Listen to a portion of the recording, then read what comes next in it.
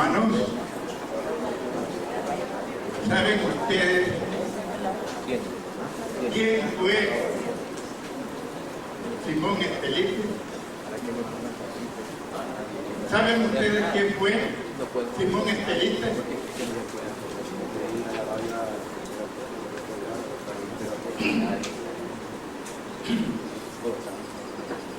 Simón Estelite fue un personaje cristiano muy interesante que murió a los 70 años. En el 470 después de Cristo,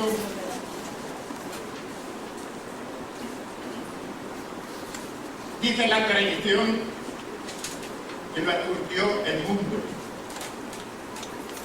Lo aturdió el mundo pecaminoso que lo limitó a cerrar su mente,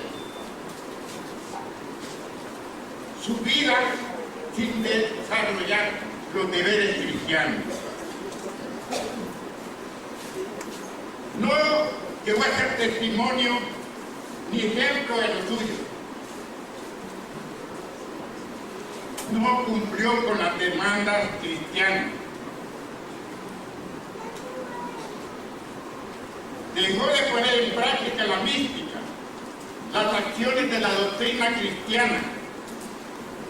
Se subió a lo alto de una torre, una columna de más de 15 metros, y ahí pasó el resto de su vida. Hoy es posible que nadie se le ocurra que es un buen ejemplo de una vida cristiana ideal, aunque él lo haya hecho con la mejor intención.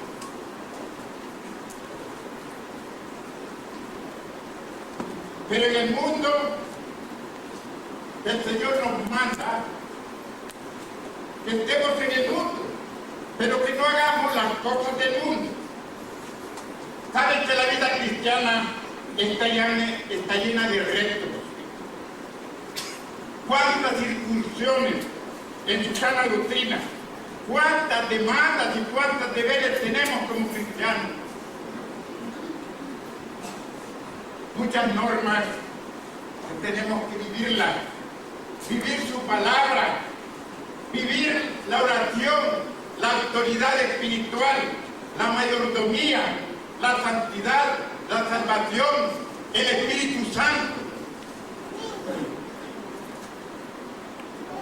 Les voy a pedir que esta mañana busquen en Romanos capítulo 12 del 1 al 2. Romanos 12 del 1 al 2.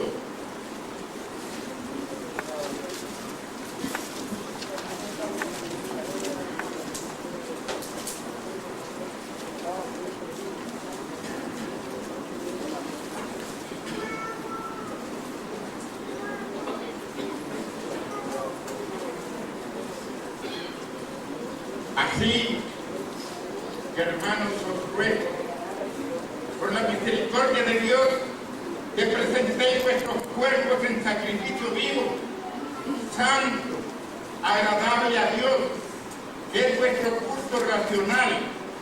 No os conforméis a este siglo, sino transformaos por medio de la renovación de vuestro entendimiento, para que comprobéis cuál sea la buena voluntad de Dios, agradable y perfecta. Cada uno de nosotros como creyentes, que tenemos que tener un deseo profundo de la búsqueda de Dios. Tenemos que agradar, tenemos que ofrecerlos en su servicio. Indudablemente que todo esto requiere apartarnos del mundo y buscar con ansias en su espíritu. La palabra nos recuerda, dice que nos conforméis a este siglo. El sistema del mundo es malo y está bajo el dominio de Satanás. Debemos tener cada uno de nosotros como hijos de Dios, tener la mente de Cristo y vivir la educación cristiana, porque Dios tiene un plan perfecto para sus hijos. Seguramente tenemos que obedecer y tenemos que hacer culto en el culto racional.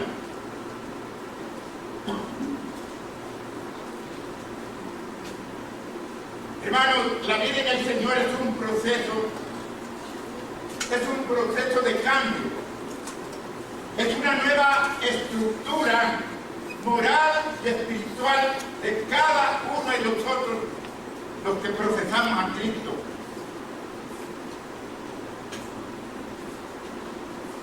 Es un nuevo hombre, apto para relacionarnos con Dios.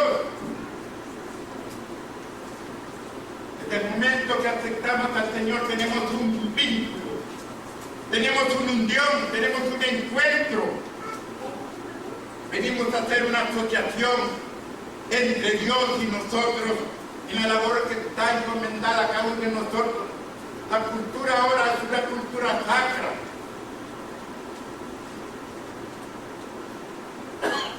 Dentro del proceso espiritual se contempla, conforme la palabra de Dios, que somos adoptados por Dios.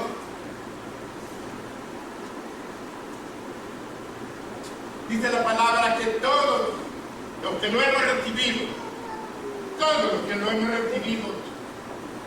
los ha hecho hijos de Dios. Todos los que recibieron, los que creen en su nombre, dice la palabra, nos da potestad de ser hijos de Dios. Amén. Siempre repito, si la palabra dice que el Dios nos ha adoptado como hijos de Dios, seguramente que en nuestra vida tenemos que demostrar que somos hijos de Dios, que tenemos esta cultura.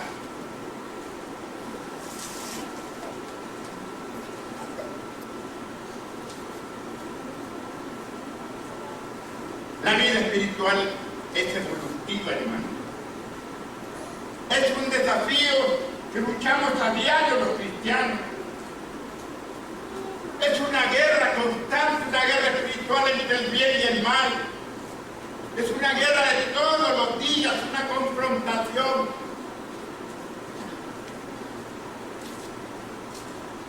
Pero esta guerra la hacemos con el auxilio de Dios. Lo hacemos bajo el auxilio de las armas que Dios nos ha proporcionado a cada uno de nosotros para poder desarrollar esta realidad de que somos hijos de Dios. Todos los días lo usamos. Todos los días los usa usted, los usan ustedes. Lo usamos.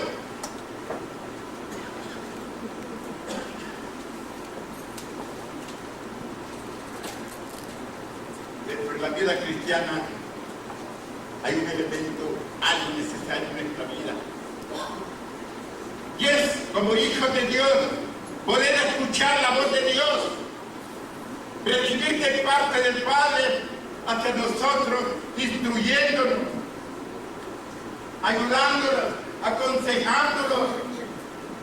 Y ese criterio, ¿dónde lo vamos a encontrar? ¿A dónde está? En la palabra de Dios. La palabra de Dios es el criterio de Dios, es el pensamiento de Dios, es la perspectiva para cada uno de nosotros en el cual Dios ha señalado para que podamos escuchar la orientación que Dios nos da a través de la palabra. La palabra no es únicamente para que la leamos, la palabra es para que la investiguemos, la palabra es para que la retengamos, la palabra es para recordarnos y la palabra es para vivir lo que dice la palabra, el consejo.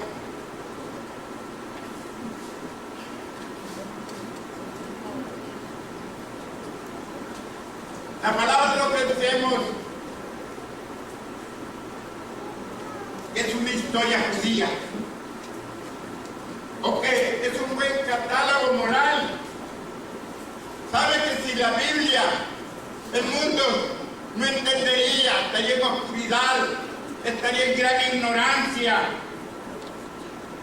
La palabra nos habla del pasado, el origen de las cosas. ¿Quién hizo esto en el cual nosotros vivimos?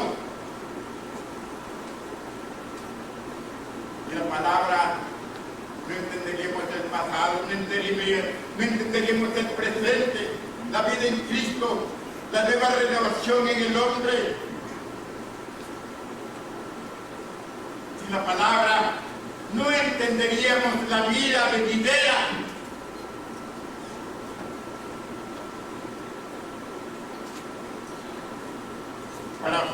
Vamos a parafrasear el plan de Dios. El Antiguo Testamento es la preparación en la cual el hombre se va a relacionar con Dios. Pero en el Antiguo Testamento los profetas, los jueces y todos preguntaban: ¿a dónde? ¿A dónde está Dios? Queremos ver a Dios. Antiguo Testamento. En el Nuevo Testamento, la manifestación divina de Dios para con el hombre. Emmanuel, Dios con nosotros, y Dios vino a la tierra. El libro de los Hechos se describe la propagación del Evangelio a través de la fortaleza y el poder del Espíritu Santo, aquellos hombres en el cual habían creído. Las epístolas dan la explicación de los lineamientos y corrección y reglas de la vida espiritual. Apocalipsis es la consumación de los siglos. ¿Qué sucederá? ¿Qué misterios? ¿Qué incógnitas habrá? Siempre repito y digo: ¿quién no quiere conocer el futuro? ¿Quién no quiere conocer lo que va a suceder? El libro de Apocalipsis nos narra y nos pone de manifiesto que habrá un tiempo difícil en el cual se conoce como la gran tribulación. La gran tribulación, dice la palabra, que será un tiempo terrible de violencia y maldad, imperando los tres hombres de maldad. Ya no estará el Espíritu Santo, será triste, será penoso. La palabra también nos lleva a recordarnos que como iglesia somos personas con esperanza, somos personas con convicciones, a saber que cuando esta tribulación aparezca, nosotros estaremos y el Señor nos llevará, hablando del arrebatamiento. Pero dice la palabra que uno será tomado y uno será dejado. El arrebatamiento es lo que espera la iglesia. El mundano no espera nada de eso. Nosotros, cada uno de nosotros estamos esperando esa realidad, la venida del Señor. La palabra también nos narra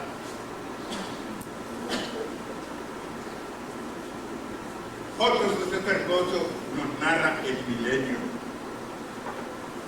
Un tiempo maravilloso para todo aquel que amamos a Dios.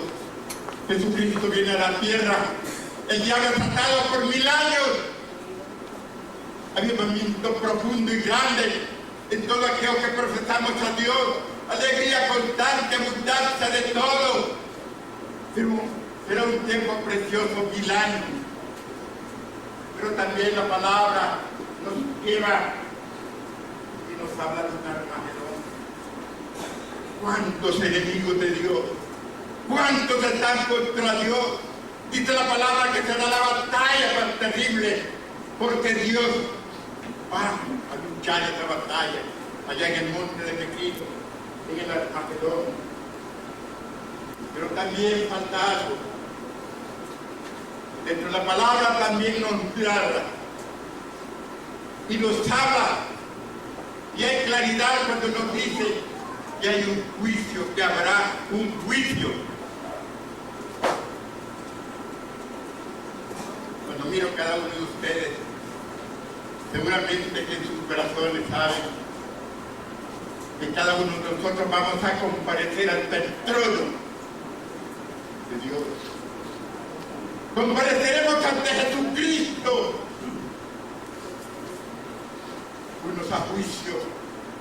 Esa purga terrible, será terrible.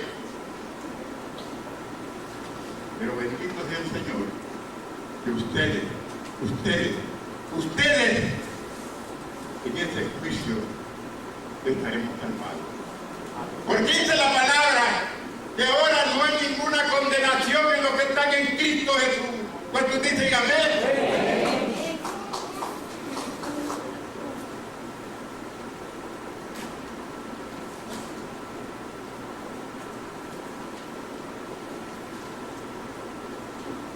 El secreto de nosotros como iglesia es guardar su palabra y obedecerla. Es servirle como piedras vivas en el edificio de Dios.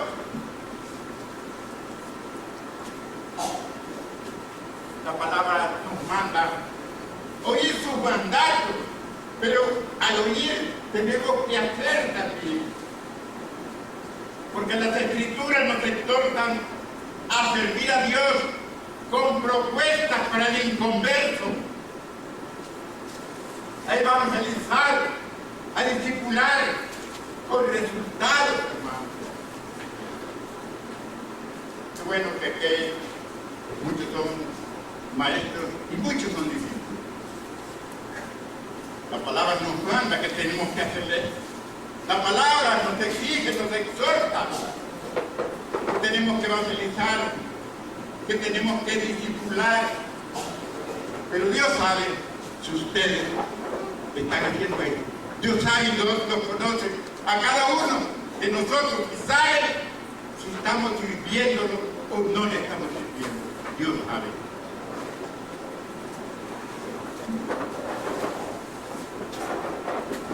Saben que muchas personas y muchos cristianos hablan de las Escrituras. ¿Cuántos inconversos hablan de la Biblia? Y sus vidas son un desastre completo.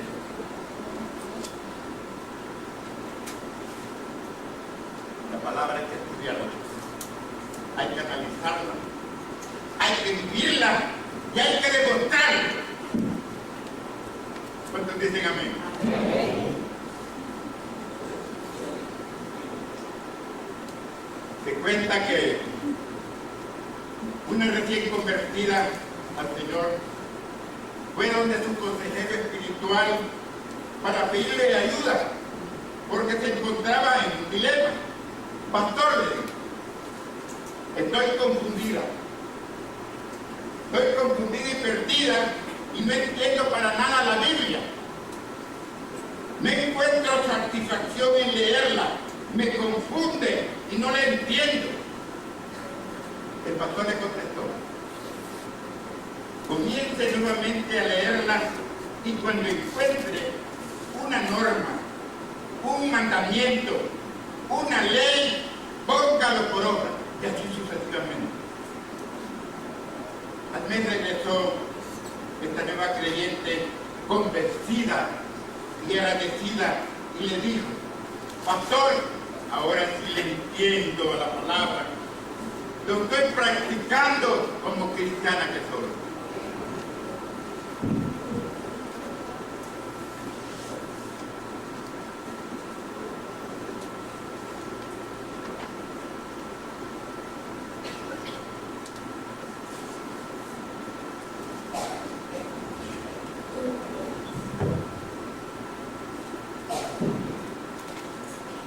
Como cristianos que somos, y la palabra la estudiamos y la practicamos y la vivimos, hay también otros mandatos dentro de la palabra,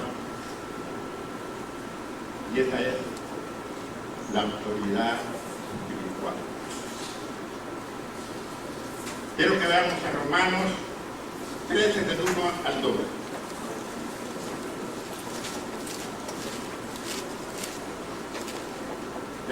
obedecer la ley. Pues bueno.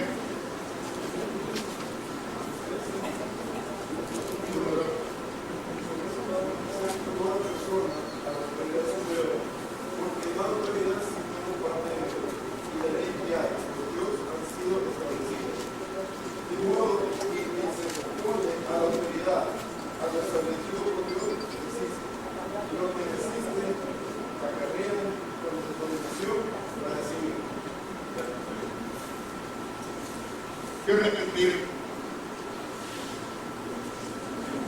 Dice la palabra: sométase toda persona a las autoridades superiores, porque no hay autoridad sino de parte de Dios, y las que hay por Dios han sido establecidos. De modo que el que se opone a la autoridad, a lo establecido por Dios, resiste. Y los que resisten acarrean condenación para sí mismos. Todos sabemos que Dios pone reyes y presidentes, los pone y los quita. ¿Cuántos dicen amén a eso? Conforme la palabra de Dios. La palabra nos dice y nos habla con claridad que tenemos que someternos a las autoridades. Alguien decía que nosotros somos cristianos, pero debemos cambiarnos el nombre y decir ser hombres y mujeres obedientes. La mayor de las exigencias que Dios impone al hombre no es solo únicamente que llevemos la cruz, no solo es que le sirvamos, no solo es que le ofrendemos, no solo es que nos neguemos a nosotros mismos. La mayor exigencia es obedecer. Si queremos victoria en nuestra vida espiritual, si queremos bendición en nuestro cristianismo, es necesario que seamos obedientes, que obedezcamos a toda autoridad de parte de Dios.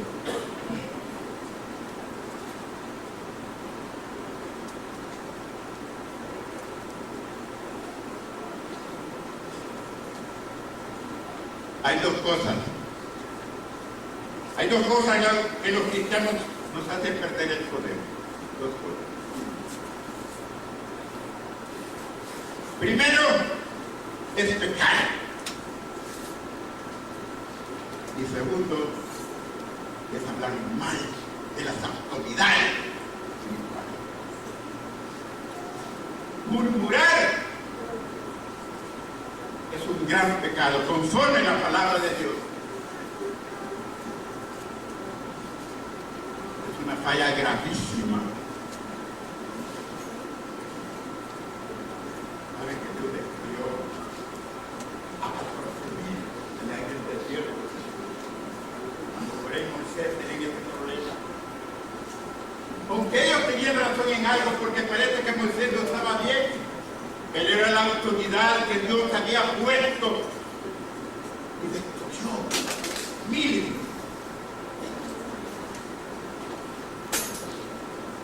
Dios de ninguna manera puede bendecir a los rebeldes, a los desobedientes, a sus autoridades.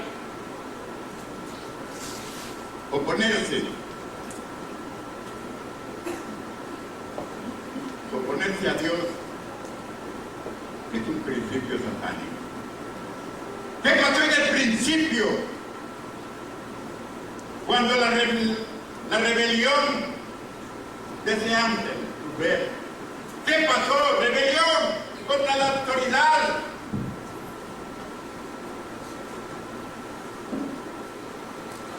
¿Saben ustedes que la autoridad es imprescindible? Es necesaria para toda acción colectiva. Ninguna sociedad puede tener éxito sin la obediencia. No podemos de ninguna manera vivir sin leyes. Sería una gran anarquía.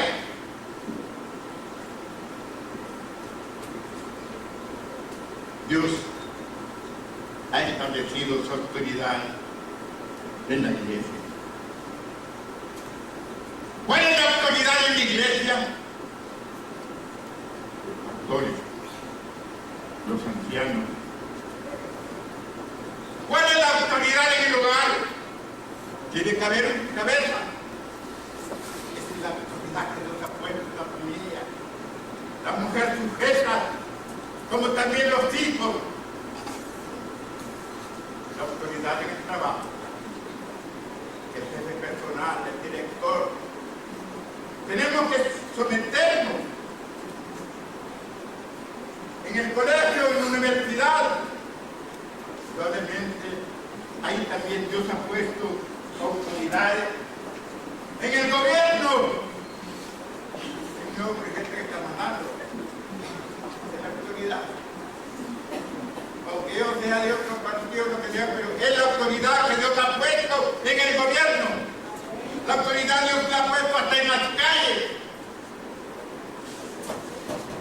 Los policías que están guardando, tenemos que someternos. Aunque sea un hombre sencillo, aunque sea un analfabeto, pero si estoy en la calle, tengo que someterme.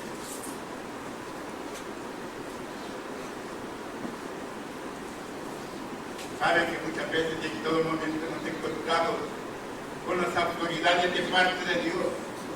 Y cuando se encuentra uno con una autoridad, nos estamos encontrando con Dios. Miren, este es un principio. Es un misterio, pero es un misterio de la gracia. Al encontrarme con aquel que sabe que mira, tengo que hacerle caso. En todos los medios, como les repito, en la iglesia, en el hogar, en el trabajo, en el colegio, en el gobierno, en la calle.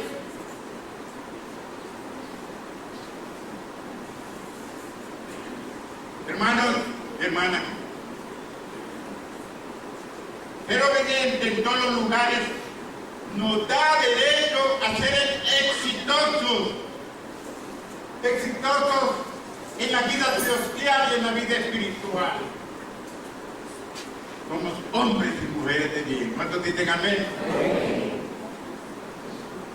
Razón por la cual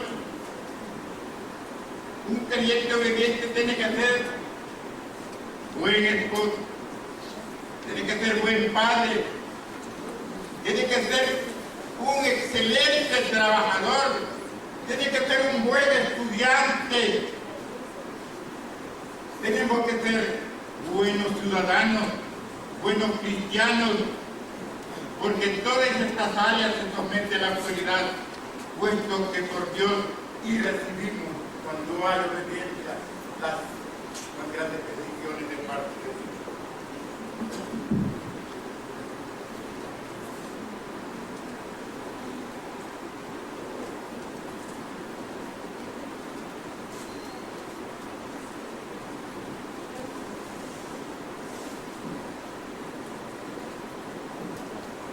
El no aceptar la autoridad, al no aceptar la autoridad de parte de Dios, trae juicio y condenación.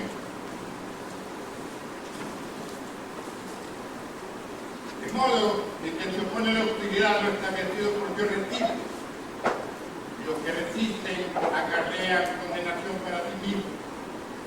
¿Sabe que la sujeción es un principio difícil de llevar?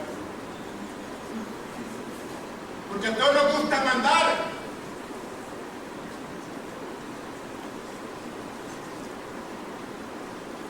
Pero solo la obediencia nos da derecho a mandar.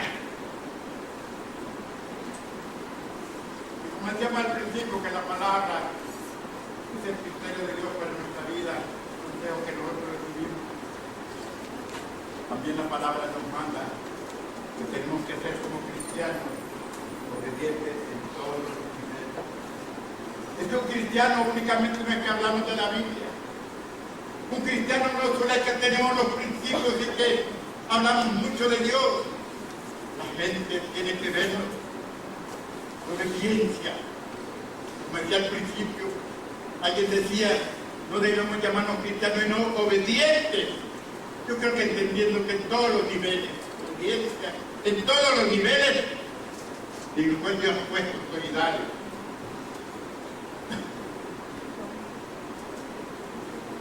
Probablemente que todo esto que hacemos dentro de este engranaje que se llama iglesia, se necesitan recursos.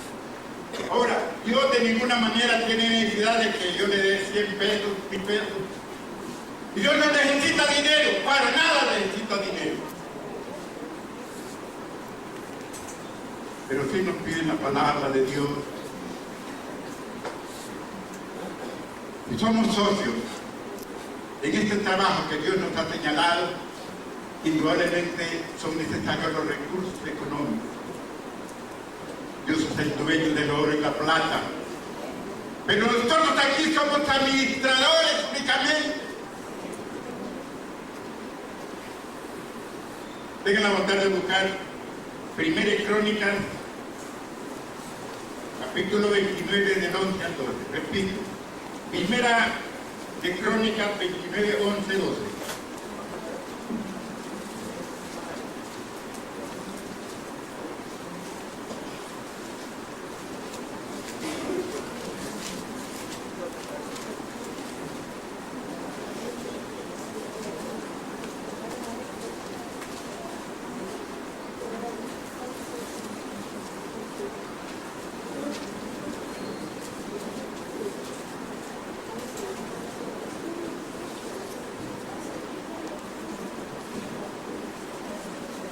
La palabra dice: tuya es, oh Jehová, la magnificencia y el poder, la gloria, la victoria y el honor, porque todas las cosas que están en el cielo y en la tierra son tuyas. Tuyo, oh Jehová, es el reino, y tú eres excelso sobre todo. Las riquezas y la gloria proceden de ti, y tú dominas sobre todo.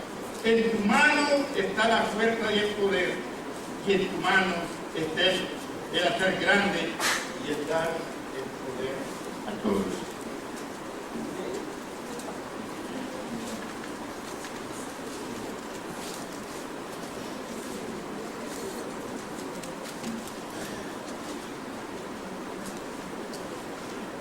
Es notorio, y todos sabemos, que vivimos en una sociedad de consumo, con deberes y obligaciones, préstamos, deudas, inversiones, pero siendo realistas, hay una deuda que opaca todas las deudas, y es el diezmo a nuestro Dios. Demos gracias a Dios porque cada uno de los que estamos aquí, todos los que profesamos aquí, estamos aquí, tenemos conciencia de lo que es el diezmo a nuestro Dios.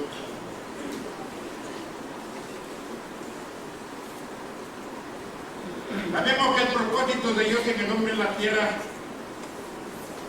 era para que seamos adoradores, que seamos mayordomos. En el despertar del mundo, puso Dios en el pueblo de Dios, para que nos cuidara, para que nos sembrara. Mayordomía, para que fuese mayordomo.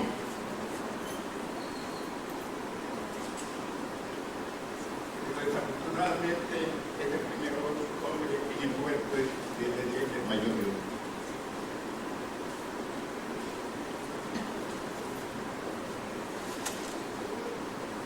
Para cada uno de nosotros cuando pensamos tenazmente, nos extraña saber que no somos dueños. Que no somos dueños ni del tiempo. No somos dueños de los dones.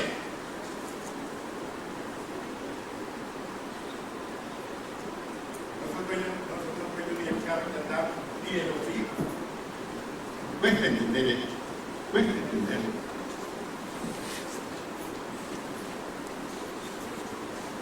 Un diezmador coopera y colabora para el reino de Dios. Cada uno de nosotros estamos trabajando con Dios, somos hijos y somos socios. El no diezmar obstaculiza la gran comisión, las buenas nuevas, y nos hace gustar lo que no es nuestro.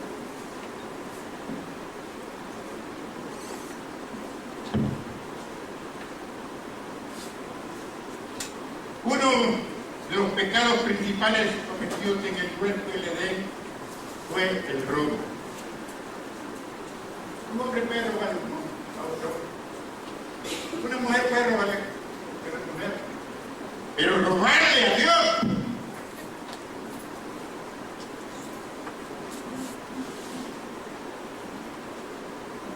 Adán y Eva cometieron infracción de comer el fruto prohibido. ¿Robará el hombre a Dios? Robar es grave. Pero nosotros tenemos conciencia que nosotros no le robamos a Dios. ¿Dicen amén? Amén. También es consistente.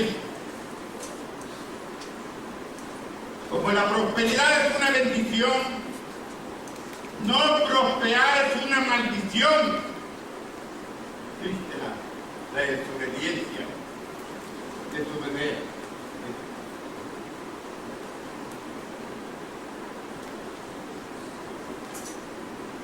Es una bendición, hermanos. Hay que descubrirlo. ¿Cuántos han descubrido esta verdad? Se dice que la felicidad se encuentra cuando nosotros damos. Otra cosa que tal vez no encaja bien en nuestro cerebro. Pero la auténtica felicidad de un hombre consiste cuando nosotros le damos algo. Cuando hay una necesidad de suplirla. Cuando de parte de nosotros le damos a otra persona, hay una satisfacción especial. Sé que le hemos descubierto nosotros. El dar es una bendición. Porque Dios bendice al dador alegre.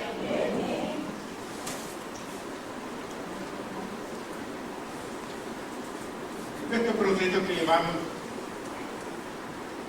escuchamos su palabra, la vivimos. Tenemos que ser obedientes en nuestra vida espiritual. Pero Dios no se conforma con eso. Dios no está satisfecho que le cantemos, que seamos discípulos. Dios no está satisfecho que seamos puntuales a las reuniones. Dios estaría y va a estar satisfecho de cada uno de nosotros que hemos entrado en este proceso. Puede haber en nosotros lo que Dios anhela, la santidad. La santidad también es un proceso en el cual vamos día a día en ascendencia. Día a día vamos conociendo lo que es la consagración, lo que es la santidad, lo que es vivir la vida sana en el Señor. Pero que veamos la palabra 1 Tesalónicas, capítulo 5, del 23 al 24. Repito. 1 Tesalónicas, capítulo 5, del 23 al 24.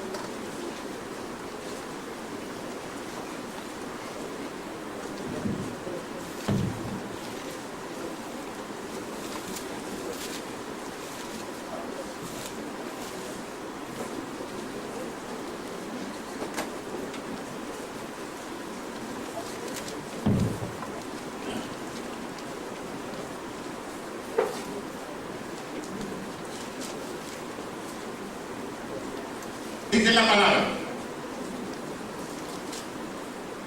y el mismo Dios de paz santifique por completo todo nuestro ser, espíritu, alma y cuerpo, sean guardados irreprensiblemente para la venida de nuestro Señor Jesucristo. Fiel es Él que os llamó, el cual también lo hará. Hermanos, no pensemos que santidad es un misticismo, que tiene que ser una vida enclaustrada, una vida en ascetismo, una vida contemplativa únicamente.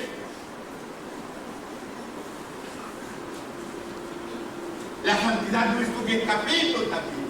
No lo pensemos. No es un escapismo huir de la realidad como la política de la avestruz.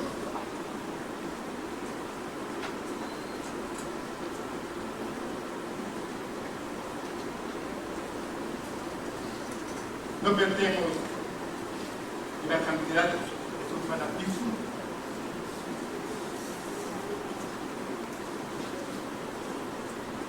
Defendiendo a ciegas sus creencias.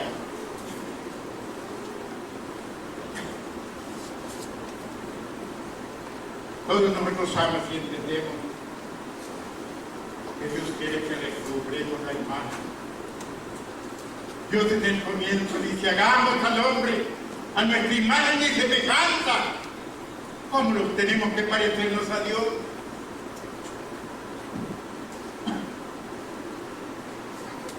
El hombre al principio nuestra imagen, pero le hemos recobrado a través de Jesucristo intronizado en nuestra vida.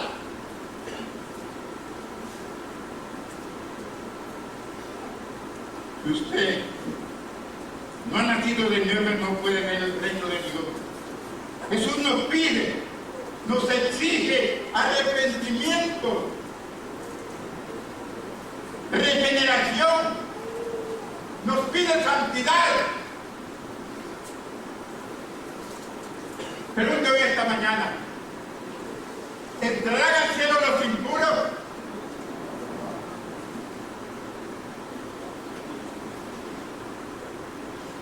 Santidad es un compromiso, un deber que tenemos que cumplir a Dios para ganarnos del cielo. Porque sin santidad,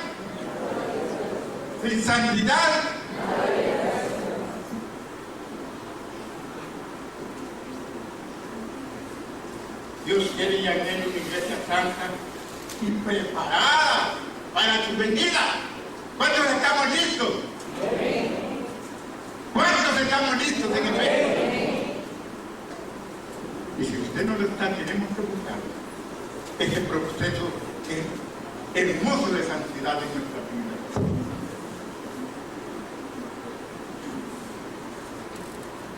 Es así, hermanos. Preparémonos para nuestro encuentro con nuestro Dios cuando venga. El impío, el inconverso, el mundano no espera a Dios, pero sí nosotros como iglesia esperamos su venida.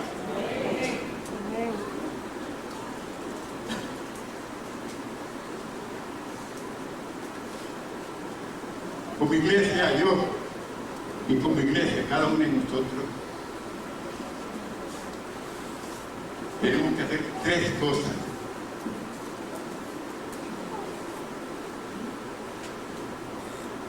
Primero, tenemos que prender la lámpara, que es la palabra de Dios. La palabra tenemos que cumplirla y tenemos que vivirla. Segundo, tenemos que barrer la casa. Oración, viviendo su doctrina y siendo vigilantes. Y tercero, es caminar en santidad. Porque no todo aquel que me dice Señor, Señor, entrará en el reino de los cielos, sino aquel que hace la voluntad del Padre. Porque sabemos que sin santidad nadie podrá ver al Señor. Padre bendito, gracias le damos en este día, Señor. Gracias por su Santo Espíritu, Señor, en nuestra vida, Padre. Y esta mañana, Señor, te pedimos como hijos de Dios, Padre, ser obedientes a su verdad, a su palabra, Señor. Que podamos hacer realidad la palabra, el consejo que usted nos da, Señor, en las Escrituras. Ayúdanos, Señor, a ser fieles, mayordomos, Padre, Ayúdanos, Señor, en nuestro caminar, Padre bendito. Ayúdanos, Señor, que podamos buscar esa santidad. Señor, usted conoce cada uno de todas las personas que somos iglesia, de todos los que hemos creído, de todos los que nos hemos bautizado, de todos los que vamos en este proceso, Padre, poder entender, Padre, que tenemos que ser obedientes a lo que nos dice la palabra. Señor, ayúdanos, Padre.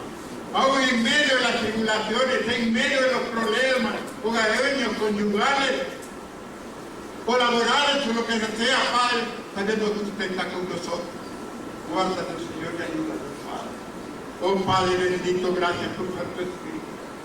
Gracias, Señor, porque no estamos solos. Tu palabra nos dice, yo estaré con ustedes. No hay ningún temor, yo estaré con ustedes todos los días hasta el fin del mundo. Gracias, Señor. Gracias, Padre bendito, porque una fecha, Señor, te conocimos. Gracias porque una fecha, Padre bendito, te hemos ido.